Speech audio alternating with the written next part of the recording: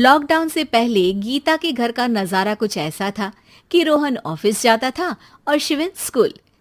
जिनके घर से जाने के बाद गीता काम खत्म करके बाकी समय आराम करती थी। लेकिन लॉकडाउन के बाद ऑफिस और स्कूल घर में ही खुल गए और इससे गीता का हाल वो तो आपको देखने में ही मजा आएगा। शिविन, ओ शिविन, महाराज उठने के लिए क्या 21 तोपों की सलामी लेंगे? अरे बिस्तर से बाहर निकल, ऑनलाइन क्लास स्टार्ट होने वाली है।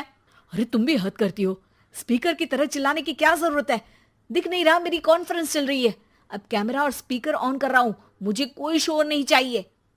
इस पर जैसे ही रोहन लैपटॉप का कैमरा और स्पीकर ऑन करता है तभी कुकर की सीटी बजती है।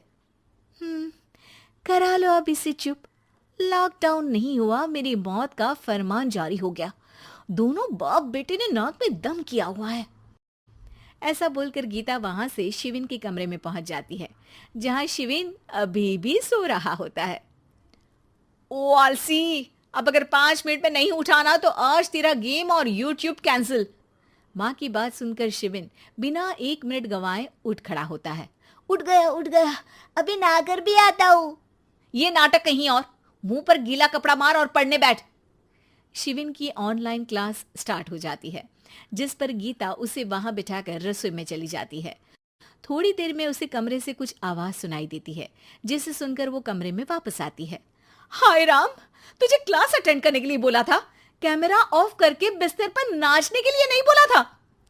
मम्मी मुझे कुछ समझ नहीं आ रहा, आप बाद में पढ़ा देना ना, वैसे भी अटेंडेंस तो लगी गई है। हाँ बेटा, जरूर बन जा, तू अभी से हम सबका बाप बन जा। अरे नहीं मतलब कहाँ से लाते हो इतना दिमाग, और पढ़ाई करते हुए ये चला कहाँ जाता है? नाइस क्वेश्चन, दिमाग से पूछकर बता दूंगा।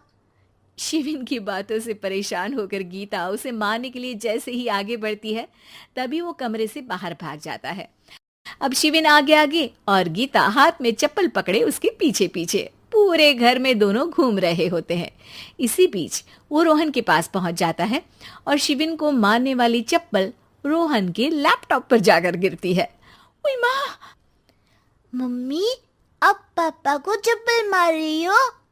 वो आज तक के रिपोर्टर, चुपचाप जाकर क्लास अटेंड कर ले, नहीं तो अगली तेरे पीछे लगेगी। इस पर शिविन वहां से चला जाता है, जिसके बाद रोहन गीता से कहता है, इस सर्कस के लिए कुछ बोलना चाहोगी? अरे क्या करूं, जब से तुम दोनों घर में रहने लगे हो घर अपने आप ही सर्कस बन गया है और मैं तुम्हारी नौकर। कभी बेटी को संभालो तो कभी बाप के नखरे उठाओ।